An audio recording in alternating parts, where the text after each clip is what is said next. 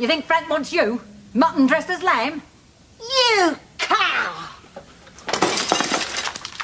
This is the story of what happened to Barbara Windsor after Peggy Mitchell died on screen in 2016. It's the story of why the woman who spent decades shouting "Get out of my pub" was already fighting a battle almost nobody watching at home knew anything about.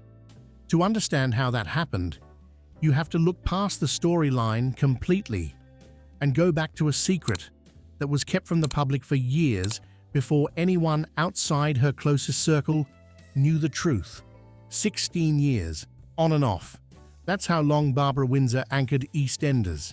She left properly in September 2010, then kept drifting back for one-off appearances in 2013, 2014, and 2015, unable, it seemed, to stay away from Walford for good. Each return greeted like the homecoming of an old friend. May 2016 brought the real ending, when Peggy Mitchell finally died for good, taking an overdose after her cancer returned, with the on-screen funeral airing that July. To viewers, it looked like simple timing, a storyline reaching its natural end, the kind of send-off a beloved character earns after decades on air. From the inside, the picture looked very different.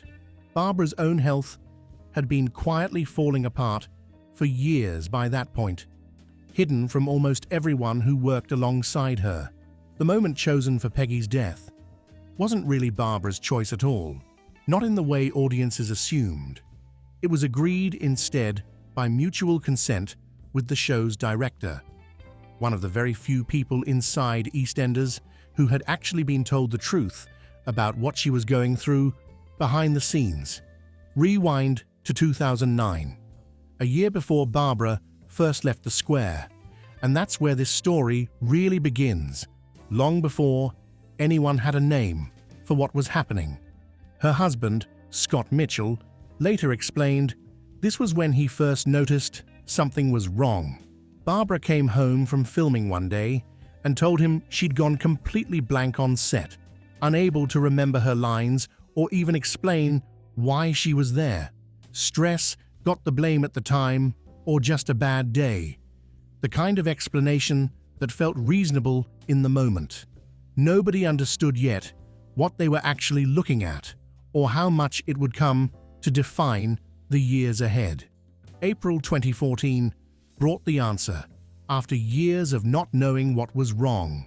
After a run of cognitive tests, a brain scan, and a lumbar puncture, doctors diagnosed Barbara Windsor with Alzheimer's disease at 76 years old, the most common cause of dementia and responsible, according to Alzheimer's Research UK, for roughly 2/3 of cases in older people.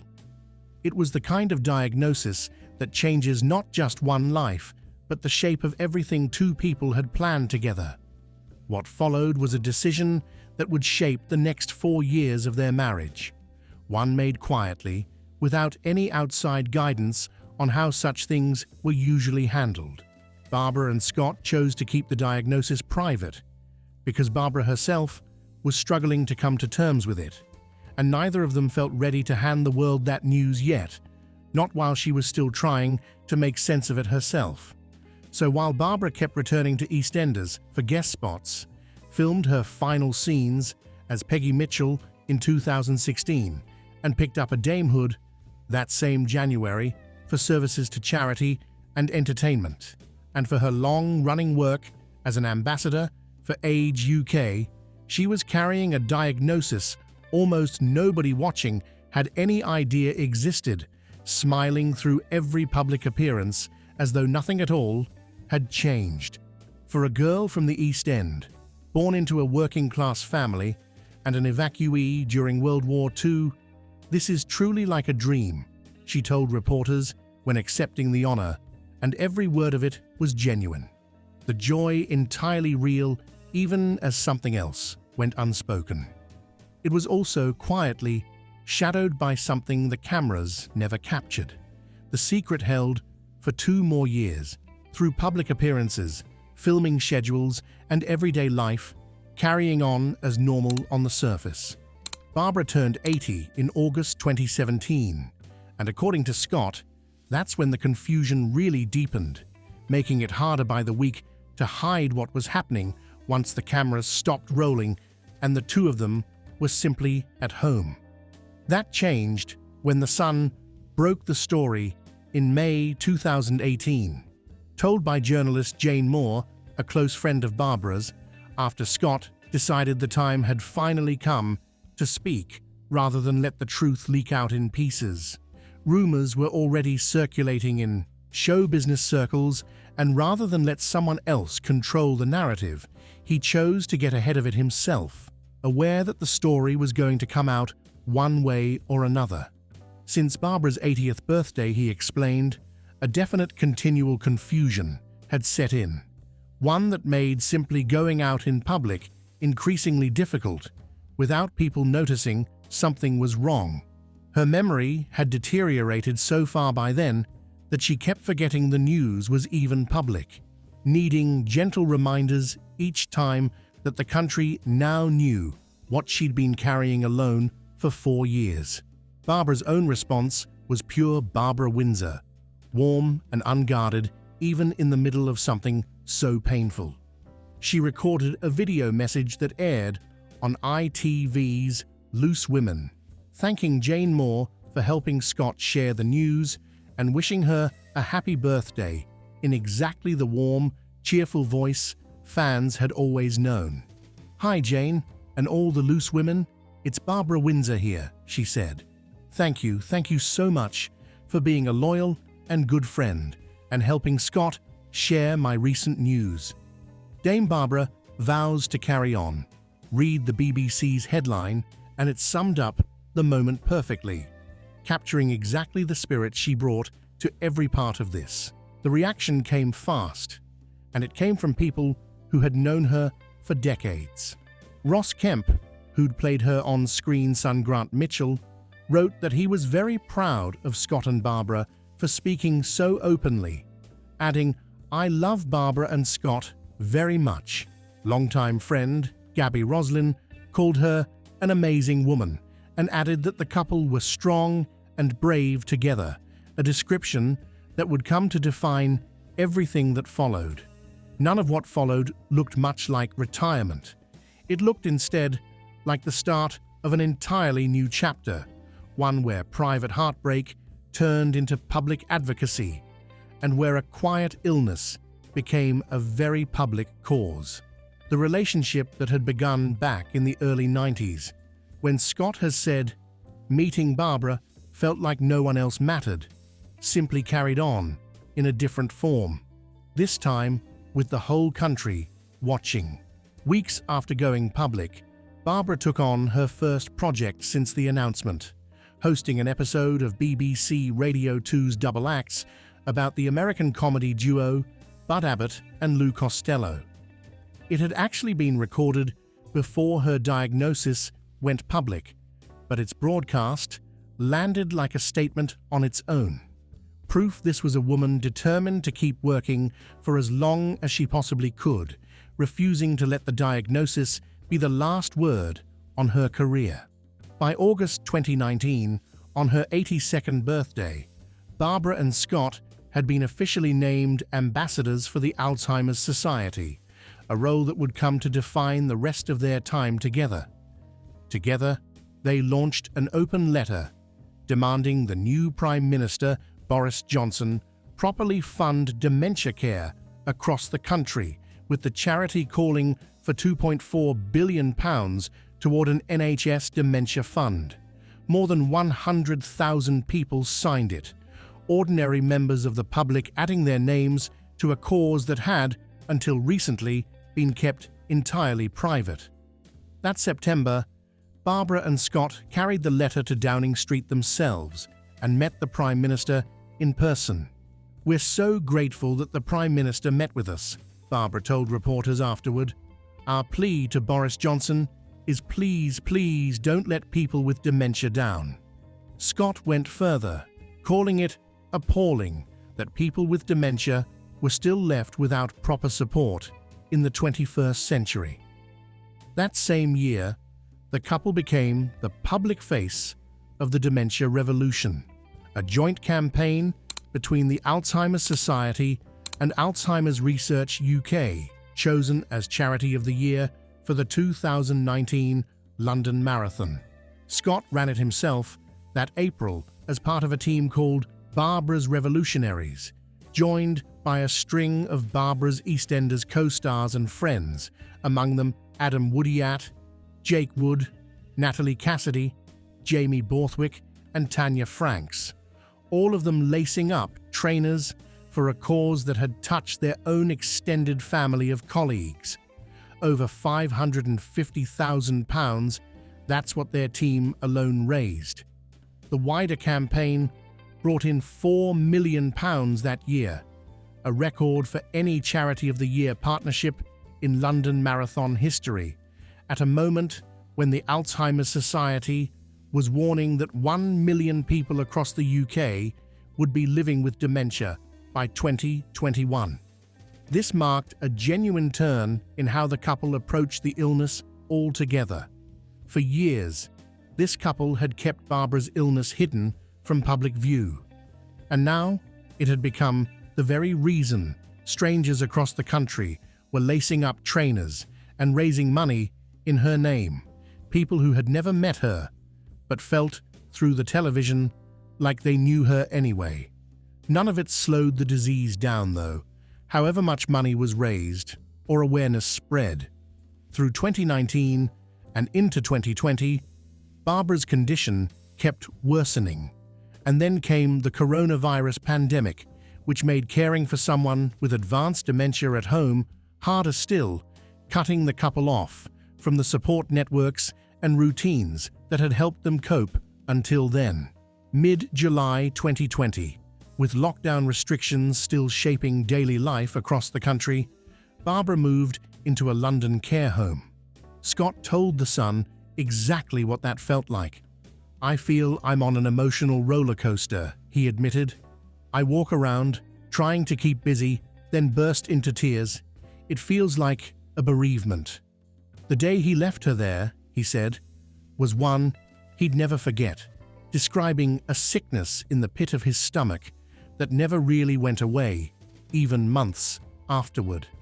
27 years they had known each other by then, and he added that it felt like another chapter has gone. He filled her room with family and show business photographs, including one taken the day she received her damehood, hoping it might feel, in whatever way still reached her, like home.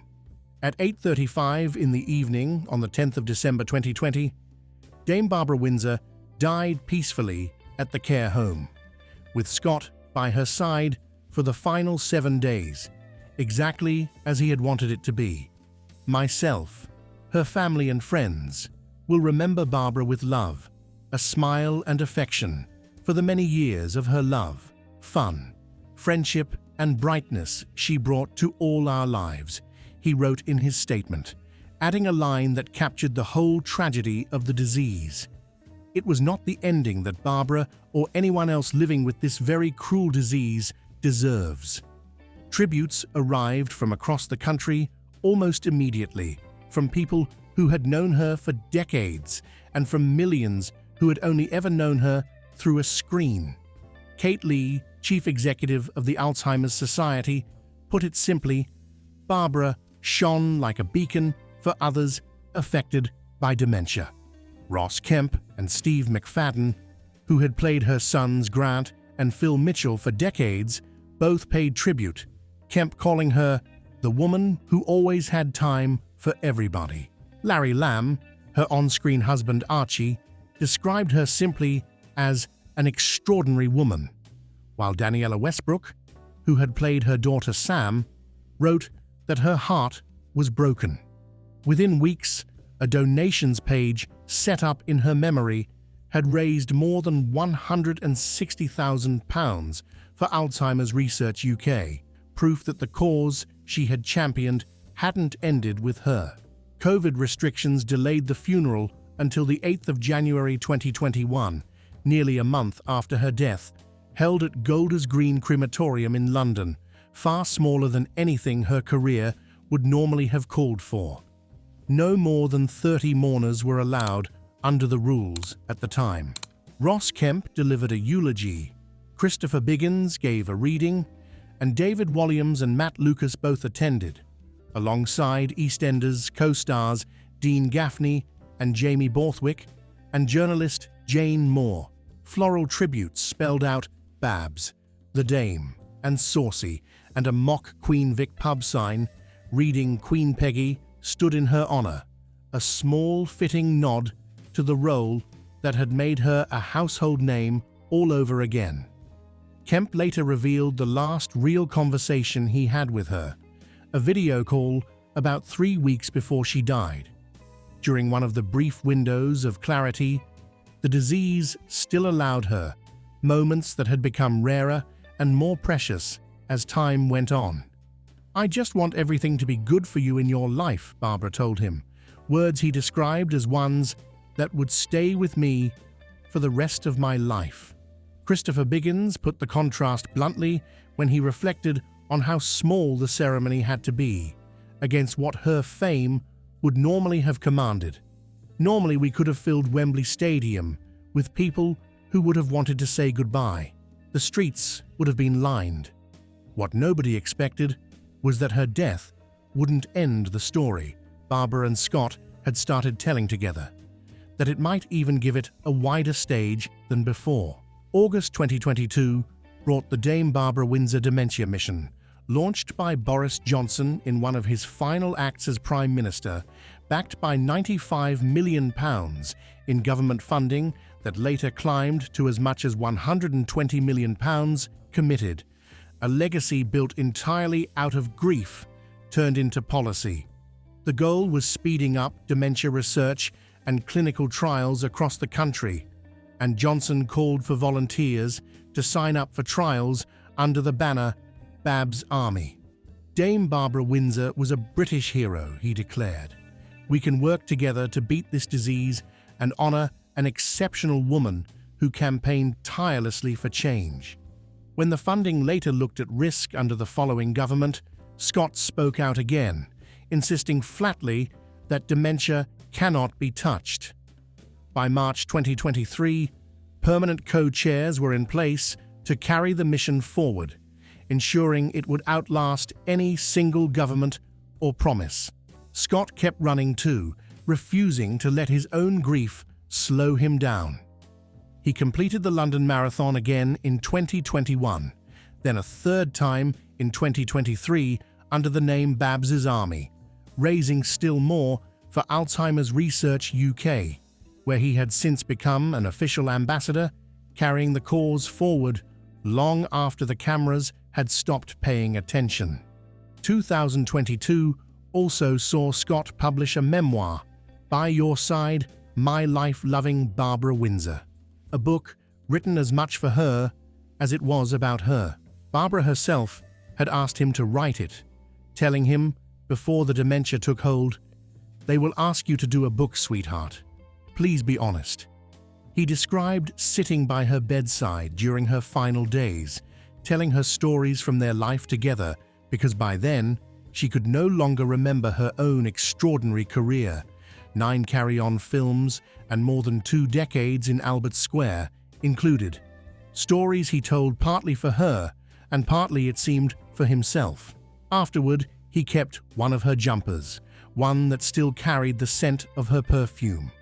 The world Barbara left behind hasn't stopped finding ways to remember her, in small tributes and larger ones alike. Jamie Winstone, who had already played a young Barbara in the 2017 BBC biopic Babs, returned to Eastenders in 2022 to play a young Peggy Mitchell in a flashback episode, calling it a way to bookend my journey with the woman she had come to know. A year later, Scott confirmed a new relationship with Tanya Franks, the former EastEnders actress who had run alongside him on that very first Barbara's Revolutionaries marathon team back in 2019, a friendship that had grown out of shared purpose long before it became anything more. He later admitted the relationship drew public backlash over its timing, something he described as leaving him deeply hurt, while Franks has spoken about supporting him in continuing to talk openly about the woman he loved for 27 years. So the real story of Barbara Windsor's final years was never really about Peggy Mitchell's 2016 storyline or even about Eastenders at all.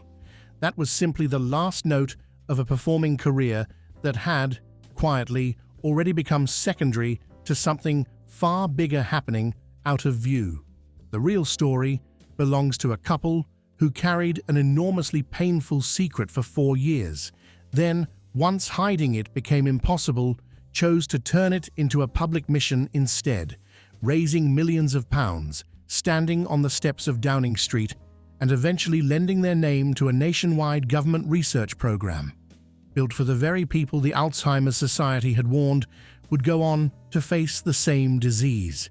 Barbara Windsor didn't spend her final years fading quietly out of public life, the way so many retirements do. She spent them fighting, in the most public way she knew how, for a cure that came too late to help her, but that may yet help millions of others, which, in the end, might be the truest tribute of all.